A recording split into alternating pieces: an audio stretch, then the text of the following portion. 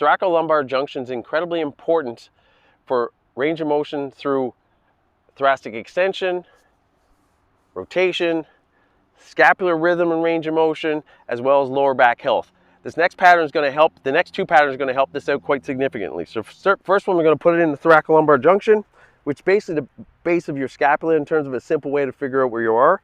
You're going to flex one knee up and straighten the other leg out. I'm just going to switch it around for visual reasons.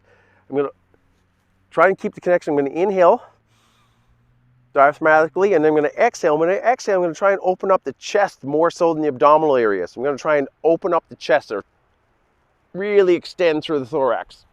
And then I'm going to sweep my hands back through. Inhale, exhale, reach.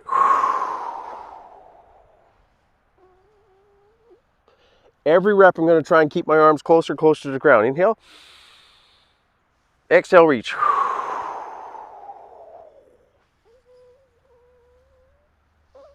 Towards the end of my exhale, I actually purse my lips and try and force the remaining air out of my breath. That's movement one. Movement two, I'm going to move up a little bit further, get a little bit lower. Arms are going to go out to the side. Knees are going to bend in close to my body at a relatively wide stance. From this position, I'm going to drop my knees side to side, and I'm going to look at the hand opposite to the rotation of the knees.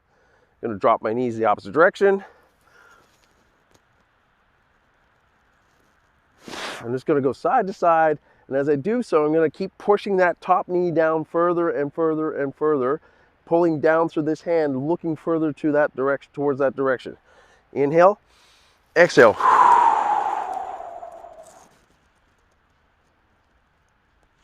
Holding breath at the end range of motion, pursing my lips and forcing every ounce of oxygen out of my body.